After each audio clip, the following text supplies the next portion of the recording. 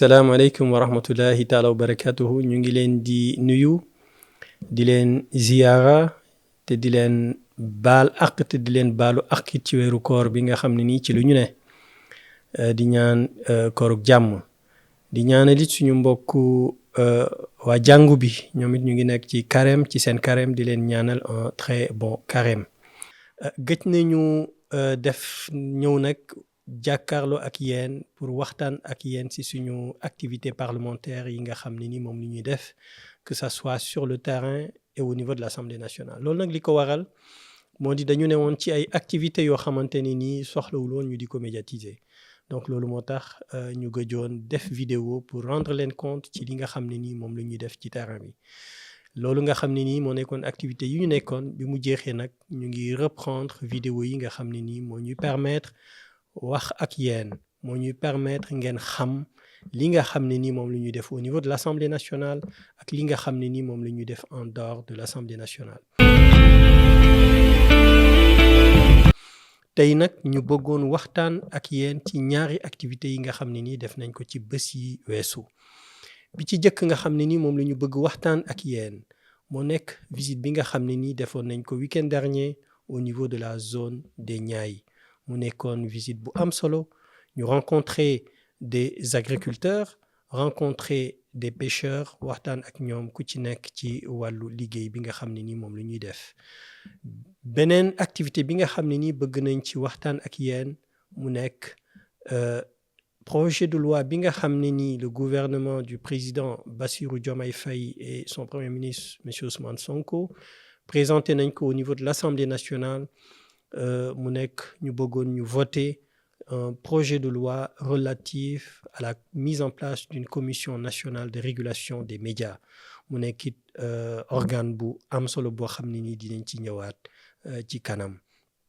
waaye balaa ñuy dugg ci ñaari activité yooyu bëggoon nañ ñëwaat ci li nga xam ne nii parce que activité yu suñ koy def dafay baax ñu wax leen suivi bi di leen wax li ñu def yan impact la am li ñu def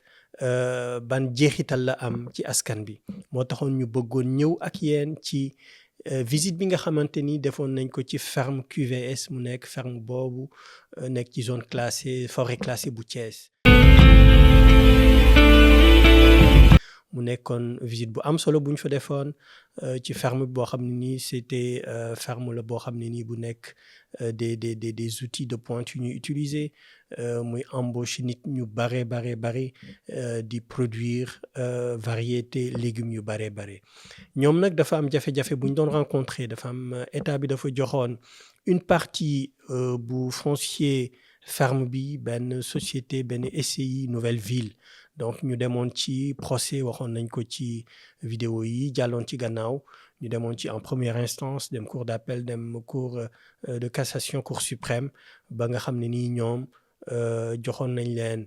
des sommations pour ñu quitter mu naroon nekk indi benn impact bu négatif ci zone boobu yàlla def na nag bi nga xam ne nii waxtaan nañ ci ak suñu mbokk député Tafsir Thioye moo am taxawaay moom it bu am solo bu mu ci def yàlla def ba ñu dem ba gouvernement bi ci le 13 février dernier le président de la République monsieur Bassirou Diomaye Faye signé benn décret pour jëlaat li nga xam ne nii mooy suuf si ñu joxoon promoteur immobilier boobu bàyyi ko ci biir forêt classée bi ñu permettre la ferme QVS ñu continuer def seen activité en même temps loolu dana permettre ñu maintenir emploi yi nga xam ne ñoo fa newoon maintenir villageois yi ak ñi jóge ci commune environnant yi doon fa liggéey donc loolu nekk na lu am solo moo tax baax na ñu ñëw ak yéen wax leen ne leen président de la République signé na décret bi nga xam ne ni permettre na leen ñu continuer seeni activité mu nekk lu am solo du point de vue économique am solo du point de vue social et puis dina gën a dalal jàmm dina gën a andi jàmm ci zone boobu. comme ni ñu leen ko waxee bi jëkk mu ne woon visite bi nga xam ne ni def nañ ko ci zone des Niayes visite boobu nag mu nekk ci ñetti étape dañu jëkk commencé dem seeti benn ferme boo xam ne ni ANIDA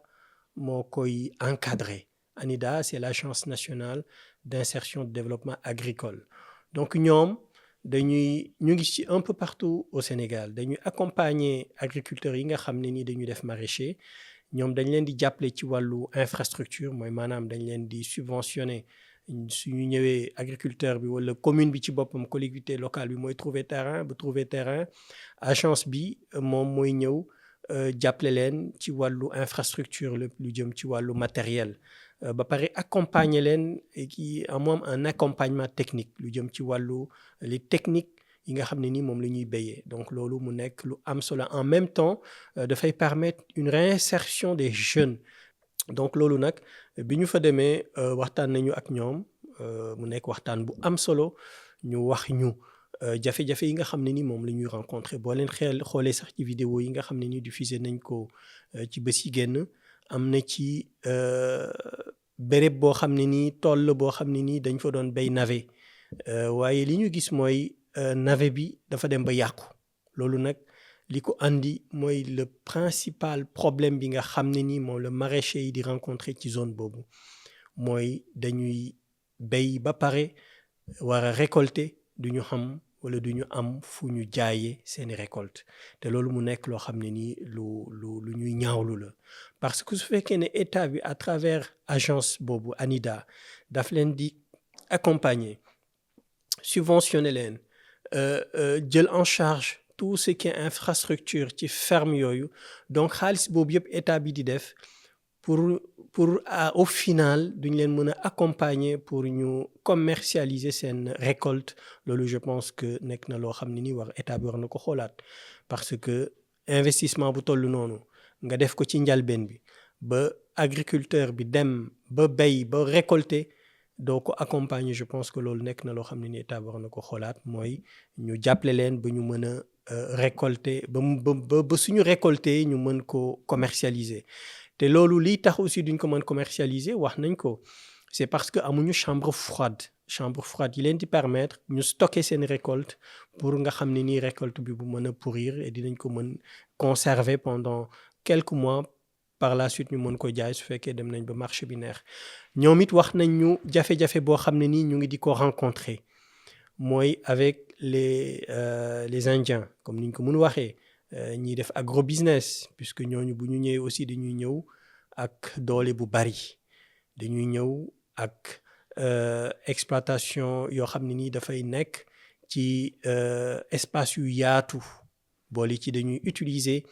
des technologies de pointe donc ce qui fait que ñoom seen capacité de production dafay ëpp capacité de production des agriculteurs artisanaux et donc tax na ba ñoom li ñuy récolter dafay bari ba nga xamante ne ni dañuy accaparer marché bi et ñoom li ñuy jaay dafay moins cher que li nga xam ne ni moom la agriculteurs artisanaux yi di jaayee donc loolu aussi nekk na loo xam ne ni état bi war na ci wax ak ñoom d'autant plus que suñu waxtaanee ak ñoom ba ñu permettre leen ñoom ñu jaay ci benn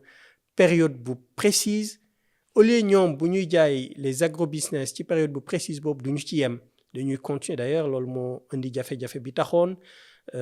ci bés yi ñu génn je pense il y a 2 jours de cela mbokk agriculteurs yooyu def benn manifestation au niveau de kilomètre 50 jël seen production bi nga xam ne ni mënuñ ko écouler ñu di ko tuur ci tali bi mu nekk loo xam ne ni rafetul ñaaw na te état bi war na leen gën a bàyyi xel beneen bi nga xam ne ni aussi ces Indiens yu def agrobusiness ñu ngi koy indi comme élément bu positiful ci zone boobu moo di dañ leen di jox foncier bu bare bari et foncier bu bare boobu ñu leen di jox dafay wàññi zone de pâturage yi nga xam ne nii moom la ñiy sàmm daan utiliser beneen bi dafay wàññi ñi nga xam ne nii c'est les paysans yi nga xam ni dañuy def une culture de subsistance dañuy béy ngir dundee ko ñoom it dañuy dem ba dootuñu am terrain yoo xam ne nii mën nañ ko utiliser et ni ñu leen di joxe terrain yooyu ak ñoom ni ñu koy exploiter dafay dem ba dafay am impact ci ndox bi parce que forage yi ñuy utiliser dana am doole sori ci suuf ba nga xamante ne nii teen yi béykat yi nga xam ne nii amuñu doole di utiliser dañuy dem ba teen yi dafay wow donc loolu yëpp nekk na loo xam ne nii jàpp nañ ni état bi war na ko gën a encadrer pour préserver les intérêts des agriculteurs au niveau national au niveau artisanal donc loolu daal la nekk loo xam ne nii waxtaanee nañ ko au niveau ci visite bi nga xam ne nii def nañ ko foofu ci ferme bi nga xam ne nii ANIDA moo ko encadré ci Daaru Xuddoos. bi ñu jógee Daaru Xuddoos visiter ferme boobu nga xam ne nii ANIDA moo ko encadré dañu dem Diogo Kaw ci benn marché boo xamante ne nii zone boobu yëpp foofu la ñuy écouler seen production mu nekk marché bu rëy ñu rencontré ñi nga xam ne nii ñoo seq marché boobu donc nous avons rencontré les vendeurs nous avons rencontré les délégués waxtaan ak ñoom aussi ci jafe-jafe yi nga xam ne nii ñoom it moom la ñuy rencontré ci marché boobu bokk na li ci jëkk ñu wax ñu ko mu nekk problème d'infrastructure donc marché la boo xam ne ni ñoom suñu soxlaa seen bopp dañuy obligé dem ci kër yi nekk les maisons qui sont environnantes foofu la ñuy dem donc war na soit la collectivité locale ou l'État accompagner leen ba ñu mën a am des toilettes pour nga xam ne nii dinañ ko mën utiliser de façon sereine en même temps aussi su fekkee ne dafay taw ils sont exposés ak seeni marchandises ak seeni produits yi ñuy jaay donc loolu aussi nekk na loo xam ne nii war lañ leen ci mën a taxaw ba nga xam ne nii buy taw dinañu mën a nekk à l'abri ak seeni production beneen bi nga xam ne nii wax nañ ñu ko ci wàllu jafe-jafe yu ñuy rencontrer mooy insécurité marché la boo xam ne nii li ñu fay brasser ci xaalis dafa bari donc loolu nag su fekkee ne am na ci béréb bu mel noonu war na am un minimum de sécurité ñu ngi ñuy wax ne ñu bari na ñoo xamante ne nii ay commerçantes yoo xam ne nii dañ leen di agresser foofu jël seen xaalis mu nekk loo xam ne nii ñaaw na te les autorités que ce soit au niveau local ou au niveau national war nañ leen jàppale ba nga xam ne nii insécurité bi dina fa jóge waaye li nga xamante ni ñoom it wax nañ ñu ko comme jafe-jafe mooy problème chambre froide yi nga xam ne nii waxoon naa ko bi nga xam ne nii maa ngi wax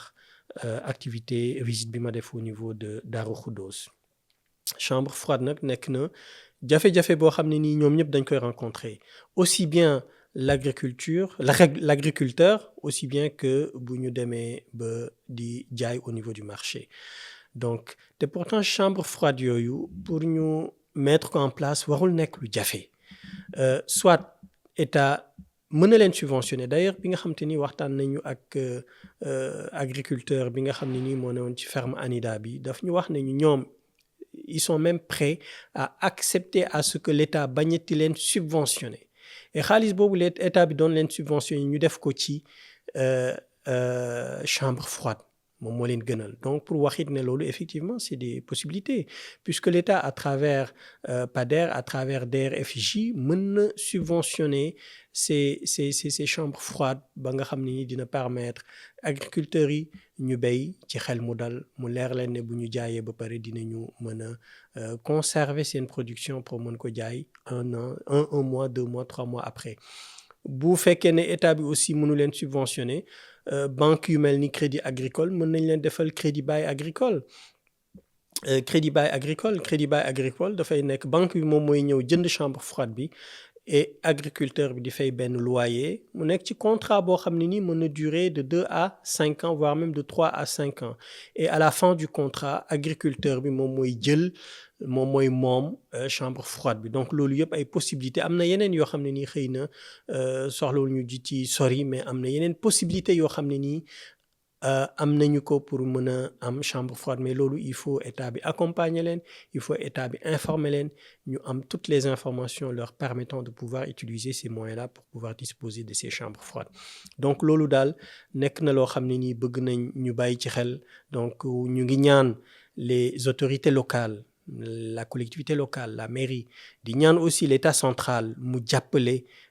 commerçants yooyu nga xam ne nii ñoo nekk ci marché Diogo Kaw mu nekk marché bu am solo benn marché hebdomadaire la bu am solo xaalis bu bari dana fa génn donc loolu mu nekk ci zone bi benn source buy gën a stabiliser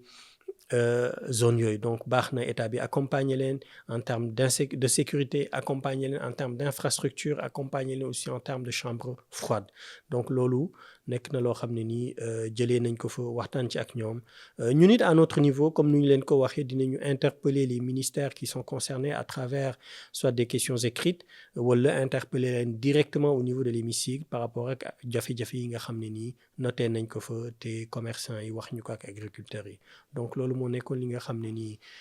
jëlee nañ ko ci marché Diogo Kaw bi nga xamante ne nii jóge nañu marché Diogo Kaw dem nañu Fass Boye pour seeti suñu mbokk pêcheurs yi nga xam ne nii ñu ngi foofu bi nga xamante ni nag ñu ngi dem Fass Boye ñu ngi jël tali boo xamante ni nii dafa nekk ci état bu doy waar mu nekk benn le seul accès ci béréb boobu pour mën a dugg Fass Boye tali la boo xam ne nii nag bi nga xamante ni dem nañ ba ci quai de pêche bi gis nañ li fay jaar ci camion par jour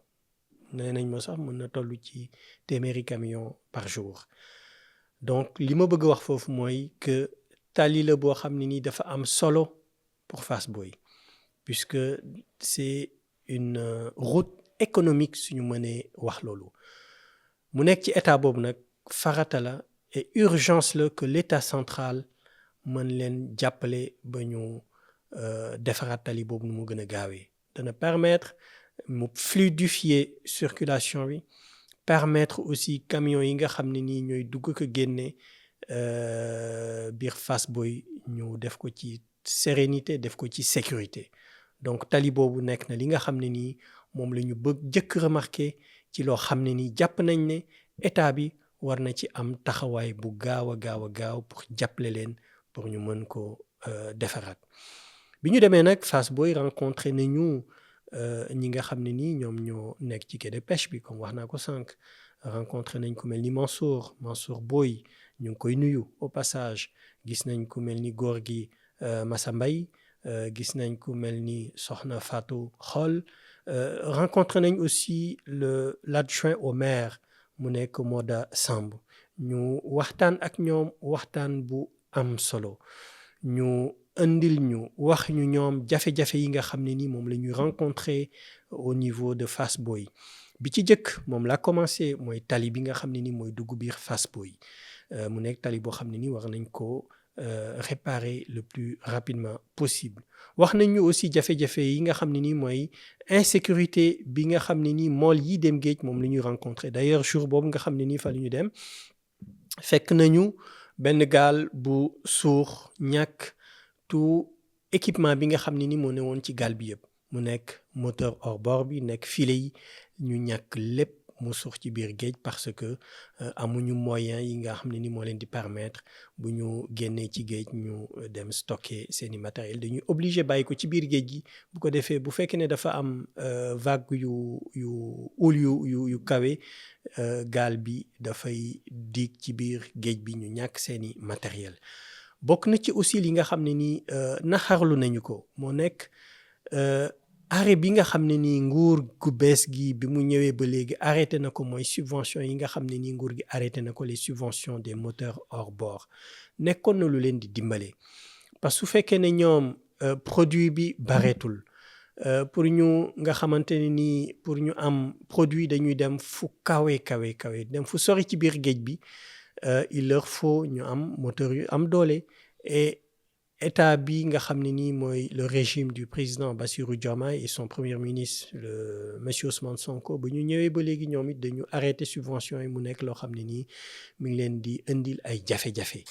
wax nañu it ne ñaanoon nañu état bi ñu waxtaan ak les industriels au lieu ñuy ñëw ci à partir des 6 nautiques ñu dem ba les 12 nautiques loolu it nekk na loo xam ne nii mi ngi leen di indil ay jafe-jafe da leen di obligé ñoom ñuy dem ñu gën a sori ci biir géej gi te bu ñu gënee sori ci biir géej gi te amuñu benn matériel de protection yi amuñu benn moteur yu am doole yi day indi créer benn insécurité loolu mooy li nga xam ne nii waxtaan nañ ko ak suñu mbokku pêcheurs yooyu mu nekk ñoo xam ne nii ñu am solo la zone la boo xamante ni nii li muy indi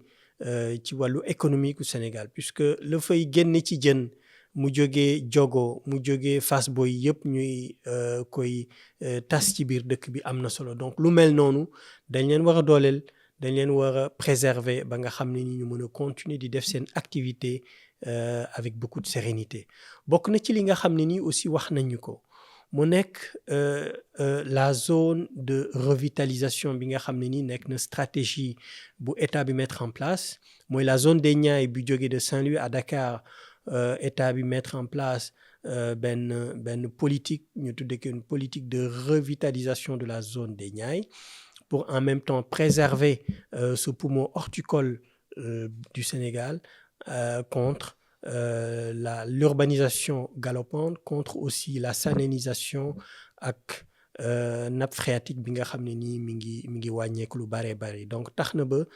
loolu bu ko état bi mettre en place dañuy aaye ci zone boobu yëpp ñu di fa tabax ay projet immobilier waaye ñoom li nga xam ne nii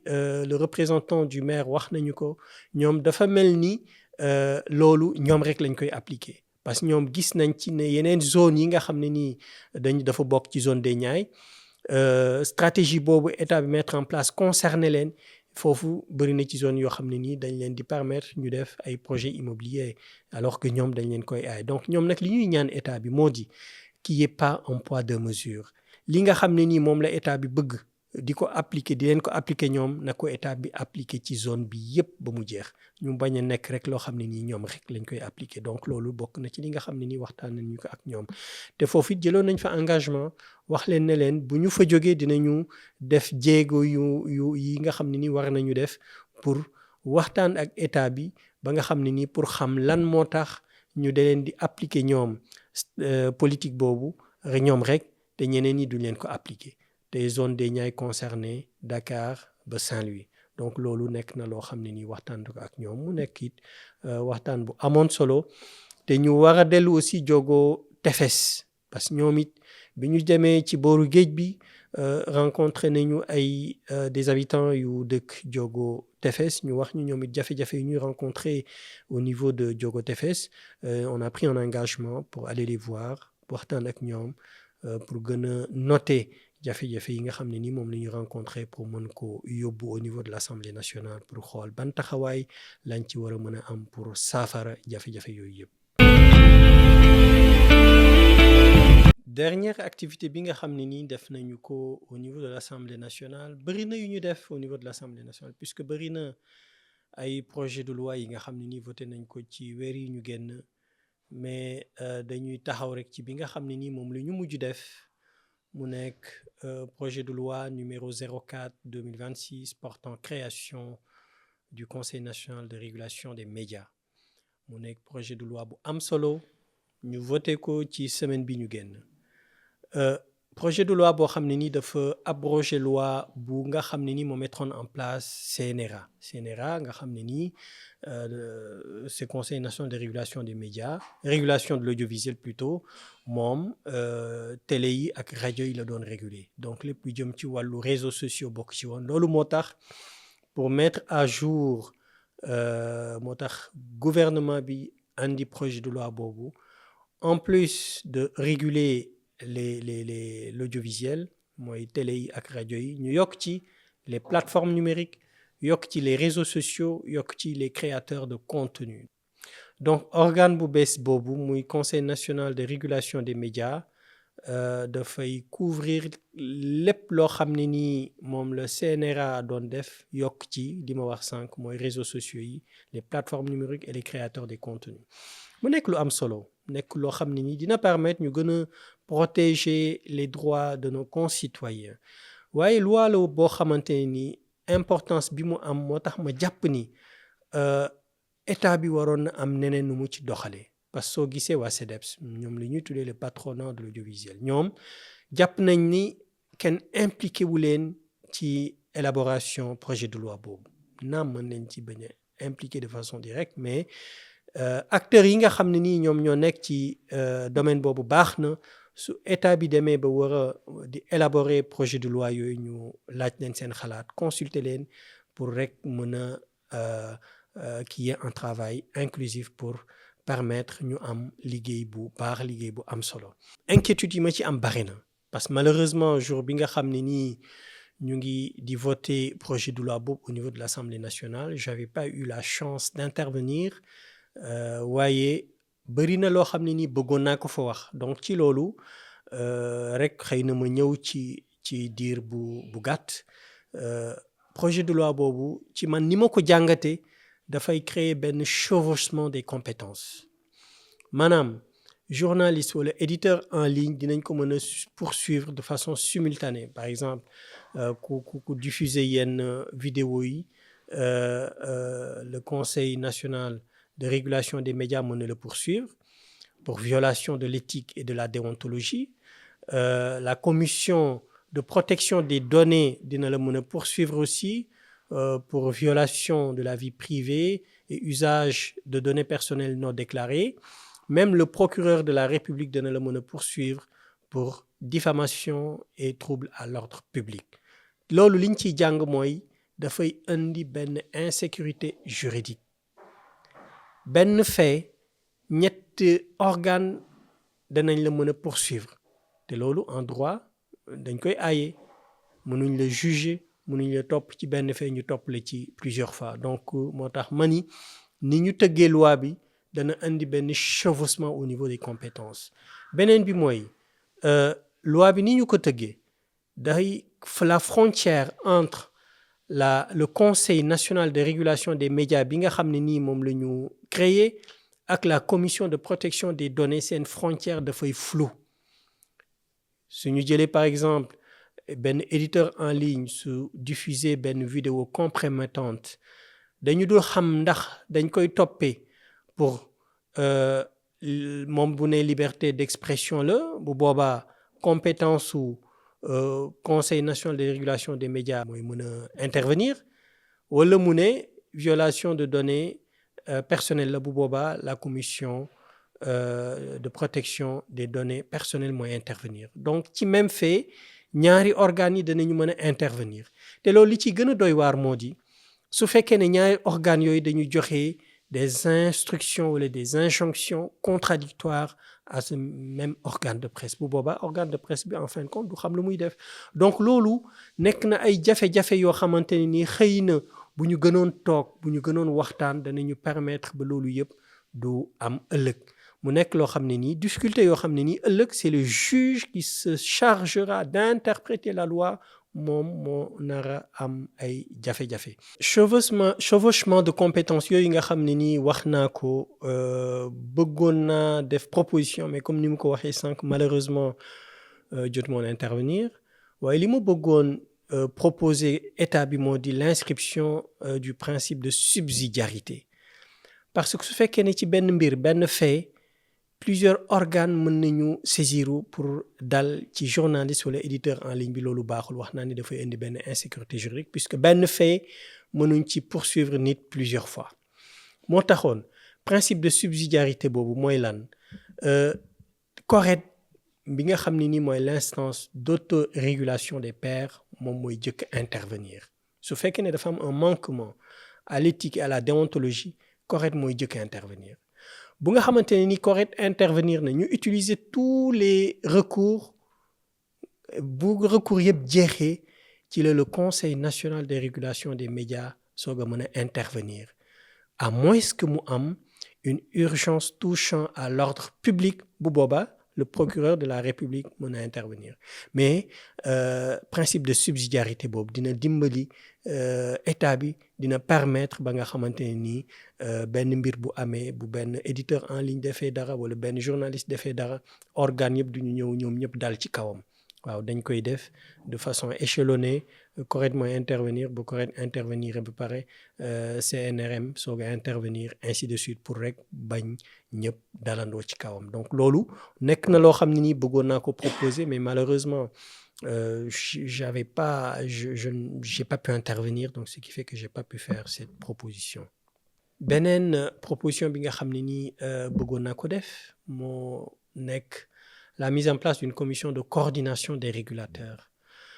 commission boobu dana permettre au Conseil national de régulation des médias balaa muy jël yenn décisions yi surtout su fekkee ne par exemple dafa am des manquements concernant des données personnelles moom balaa mu ji ci àddu mu consulter la commission nationale de protection des médias des données personnelles plutôt. Et loolu dina permettre ñu éviter mu am des avis contradictoires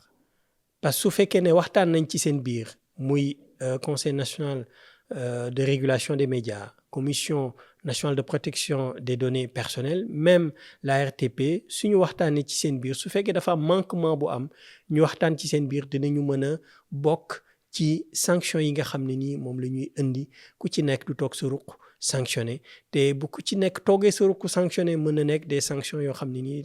c'est des avis qui pourront être des avis contradictoires, des décisions contradictoires. Donc loolu moo tax la mise en place de cette commission de coordination des régulateurs mu nekk benn liaison bi entre ñoom dina permettre ñuy gën di harmoniser ba nga xamante ne nii sanction bi dana woyof ci journaliste wala éditeur en ligne bi wala it comme ni ma ko waxee sànq ci chevauchement de compétences yooyu du tax ñoom ñëpp ñu dalandoo ci kawam. Donc loolu nekk na ci li nga xamante ne ni bëggoon naa ko def ay propositions mais malheureusement je n'ai pas pu intervenir donc loolu moo tax ma di ko wax askan bi xam ni lii moo ne woon sama yéene mais malheureusement jotuma ko génn foofu au niveau de l'hémicycle. loolu nag moo nekkoon tey li nga xam ne nii moom lañ leen andil ci ñaari activités yi nga xam ne nii def nañ ko di leen jox daje ci fan yu néew ci yeneen activités yi nga xam ne nii war nañ ko continuer di def ci terrain bi. du ñu daaneel nag suñu kaddu te remercier wu ñu Cheikh Gning mu nekk suñu camarade de parti responsable de parti du PUR au niveau de Darou Khoudoss mu permettre ñu faciliter ñu taxawaay bi nga xam ne nii am nañ ko au niveau de la zone des Niayes mu def ci liggéey bu am solo wane ancrage am au niveau du PUR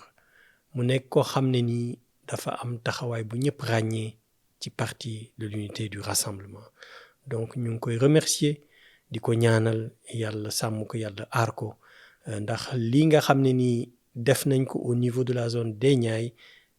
taxawaay bi mu ci am moo ñu ko yombalal donc ñu ngi koy remercier encore une fois de plus donte liggéeyam rek la def waaye ñu ngi koy remercier di ko encourager di ko ñaanal yàlla sàmm ko aar ko ci li nga xam ne nii def na ko ci taxawaay di leen gërëm di leen remercier ci taxawaay bi di leen remercier ci interaction yi nga xam ne nii mi ngi koy am entre ñun ak yéen wasalaamualeykum wa rahmatullahi taala wa barakaatu.